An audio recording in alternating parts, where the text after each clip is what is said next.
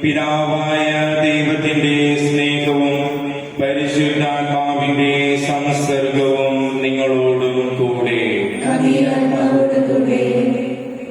എത്രയും ബഹുമാനപ്പെട്ട തോമസ് അച്ച, നിബിനച്ച, ബഹുമാനപ്പെട്ട സിസ്റ്റേഴ്സ്, എത്രയും സ്നേഹം നിറഞ്ഞ മാതാപിതാക്കന്മാരെ, സഹോദരി സഹോദരന്മാരെ, കുഞ്ഞുമക്കളെ, നമ്മളിന്ന് തിരുനാളിന്റെ 3-ാം ദിനവും നമ്മുടെ ആത്മവിശുദ്ധീകരണ ധ്യാനത്തിന്റെ 2-ാം ദിനവുമാണ്.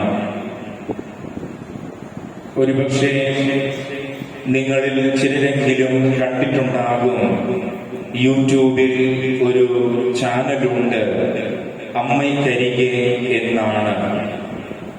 നമ്മളുടെ പ്രിയങ്കരനായ കപ്പിസ്കാസ് ലോപ്പസ് അച്ഛൻ ഒരുപാട് സന്ദേശങ്ങൾ പരിശുദ്ധ അമ്മയെ കുറിച്ച് അതിൽ നമ്മൾക്ക് പറഞ്ഞു നൽകുന്നുണ്ട്. അതിൽ ഒരു സന്ദേശം എനിക്ക് വളരെ അധികം എന്നെ സ്വാധീനിച്ച ഒരു സന്ദേശമാണ്.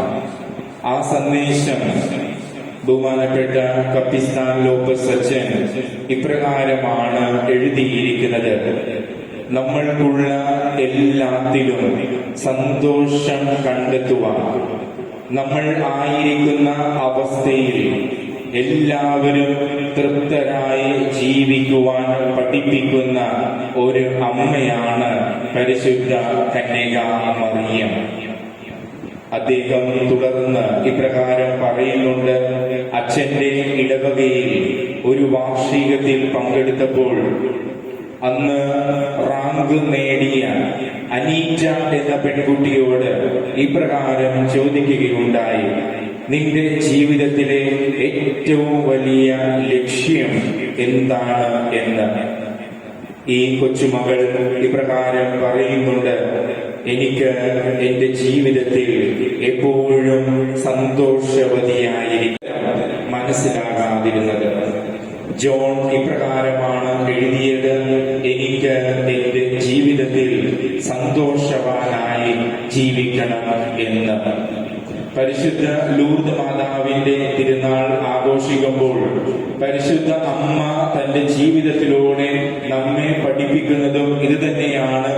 ഏത് അവസ്ഥയിലായാലും ദൈവം നൽകുന്ന എല്ലാത്തിലും സന്തോഷം കണ്ടെത്തുവാൻ, അത് സന്തോഷത്തിലായാലും ദുഃഖത്തിലായാലും സഹനങ്ങളിലായാലും രോഗങ്ങളിലായാലും അവയെല്ലാം ദൈവത്തിന്റെ കൃപയുടെ നിമിഷങ്ങളാണ് എന്ന് വിശ്വസിച്ചുകൊണ്ട് നമുക്ക് മുന്നേറാം.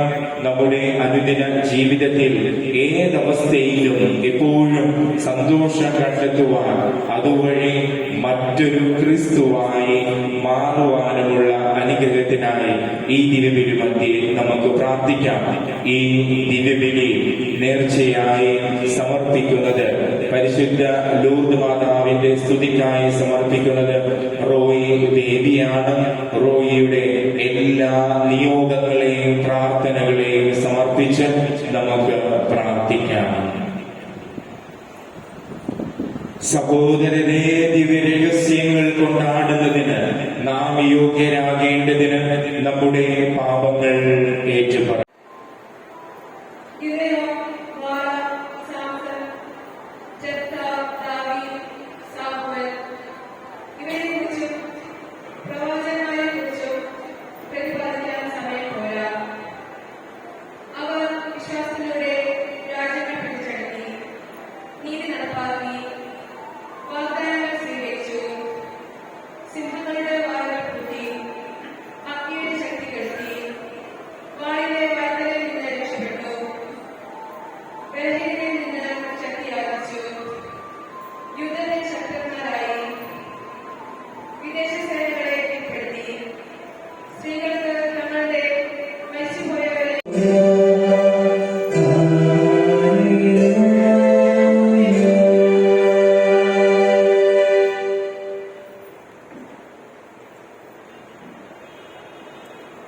കർത്താവ് നിങ്ങളോടുകൂടെ.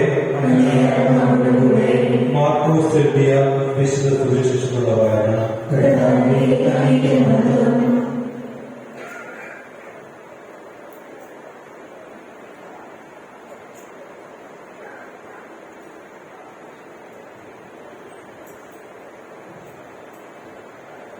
അക്കാലത്ത് യേശുവും ശിഷ്യന്മാരും കടലിന്റെ മറുകരയിൽ ഗെനോസരുടെ നാട്ടിലെത്തി. അവൻ മാച്ചിയിൽ നിന്നും ഇറങ്ങി ഉടനെ അശുദ്ധാത്മാവ് ബാധിച്ച ഒരുവൻ ശവകുടീരങ്ങൾക്കിടയിൽ വന്നു. ശവകുടീരങ്ങൾക്കിടയിൽ താമസിച്ചിരുന്ന അവനെ ചങ്ങല കൊണ്ട് പോലും ബന്ധിച്ചിടാൻ കഴിഞ്ഞിരുന്നില്ല. പലപ്പോഴും അവനെ കാൽവിരലുകളാൽ ചങ്ങലകളാൽ ബന്ധിച്ചിരുന്നെങ്കിലും അവൻ ചങ്ങലകൾ വലിച്ചു പൊട്ടിക്കുകയും കാൽവിരലുകൾ തകർത്തുകയും ചെയ്തിരുന്നു. അവനെ ഒതുക്കി നിർത്താൻ ആർക്കും കഴിഞ്ഞിരുന്നില്ല. രാപ്പകൽ അവൻ കടലുകൾക്കിടയിലും മലകളിലും ആയിരുന്നു. അവൻ അലറി വിളിക്കുകയും കല്ലുകൊണ്ട് തന്നെ മുറിപ്പെടുത്തുകയും ചെയ്തിരുന്നു. അതിൽ വെച്ച് തന്നെ അവൻ യേശുവിനെ കണ്ടു. ഓടി വന്ന് അവനെ പ്രണാമിച്ചു. ഉച്ചത്തിൽ വിളിച്ചുകൊണ്ട് അവൻ പറഞ്ഞു, മഹോന്നതനായ ദൈവത്തിന്റെ പുത്ര യേശുവേ, അങ്ങ് എന്റെ കാര്യത്തിൽ എന്തിനെ ഇടപെടുന്നു? ദൈവത്തെ കൊണ്ട് ആണയിട്ട് ഞാൻ അങ്ങയോട് അപേക്ഷിക്കുന്നു, അങ്ങ് എന്നെ പീഡിപ്പിക്കരുതേ. കാരണം അശുദ്ധാത്മാവെ ആ മനുഷ്യനിൽ നിന്ന് പുറത്തു വരുമെന്ന് യേശു ആജ്ഞാപിച്ചിരുന്നു. നിന്റെ പേരെന്താണ്? യേശു ചോദിച്ചു. അവൻ പറഞ്ഞു, എന്റെ പേര് ലക്കിയോ. ഞങ്ങൾ അനേകം പേരുണ്ട്, തങ്ങളെ ആ നാട്ടിൽ നിന്നും പുറത്താക്കരുത് എന്ന് അവൻ കേട്ടപേക്ഷിച്ചു. വലിയൊരു പന്നിക്കൂട്ടം അതിരികിൽ മേയിലുണ്ടായിരുന്നു. ഞങ്ങളെ ആ പന്നിക്കൂട്ടത്തിലേക്ക് അയക്കുക, ഞങ്ങൾ അവയിൽ പ്രവേശിച്ചുകൊള്ളട്ടെ എന്ന് അവർ അപേക്ഷിച്ചു. അവൻ അനുവാദം നൽകി. അശുദ്ധാത്മാക്കൾ പുറത്തു വന്നു പന്നിക്കൂട്ടത്തിൽ പ്രവേശിച്ചു. ഏകദേശം 2000 പന്നികളുണ്ടായിരുന്നു. അവ കിഴക്കത്തൂക്കാല തീരത്തിലൂടെ പാഞ്ഞെന്ന് കടലിൽ മുങ്ങിച്ചത്തു. പന്നികളെ മേയിച്ചുകൊണ്ടിരുന്നവർ ഓടിപ്പോയി നഗരങ്ങളിലും നാട്ടിൻപുറങ്ങളിലും വിവരം അറിയിച്ചു. സംഭവിച്ചതെന്ന് കാണാൻ ജനങ്ങൾ വന്നുകൂടി. അവർ യേശുവിന്റെ അടുത്തെത്തി ലഗിയോൻ അപേക്ഷിച്ചിരുന്ന പിശാചുബാധൻ വസ്ത്രം ധരിച്ച് സുബോധത്തോടെ അവിടെ ആയിരിക്കുന്നുണ്ട്. അവർ ഭയപ്പെട്ടു. പിശാചുബാധനും പന്നികൾക്കും സംഭവിച്ചു കണ്ടവർ അക്കാര്യങ്ങൾ ജനങ്ങളോട് പറഞ്ഞു. തങ്ങളുടെ പ്രദേശം വിട്ടുപോകട്ടെ അവർ യേശുവിനോട് അപേക്ഷിച്ചു. അവർ പച്ചിയിൽ കയറാൻ തുടങ്ങിയപ്പോൾ പിശാച് ബാധിച്ചിരുന്ന മനുഷ്യൻ അവരോട് കൂടി പോകുന്നത് അനുവാദം ചോദിച്ചു. എന്നാൽ യേശു അനുവദിച്ചില്ല. അവൻ പറഞ്ഞു, നീ വീട്ടിൽ സ്വന്തക്കാരുടെ അടുത്തേക്ക് പോവുക.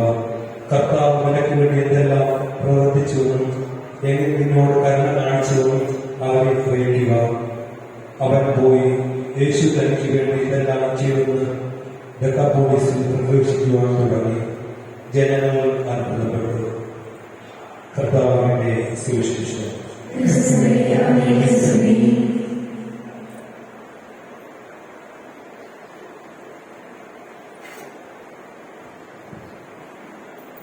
പ്രിയ സഹോദരി സഹോദരന്മാരെ, എല്ലാ മനുഷ്യരും രക്ഷപ്പെടണമെന്നും സത്യത്തിന്റെ അറിവിലേക്ക് വരണമെന്നും ആഗ്രഹിക്കുന്ന സർവശക്തനായ പിതാവായ ദൈവത്തിലേക്ക് പൂർണ്ണ ഹൃദയത്തോടെ നമ്മുടെ പ്രാർത്ഥനകളെല്ലാം സമർപ്പിക്കാം.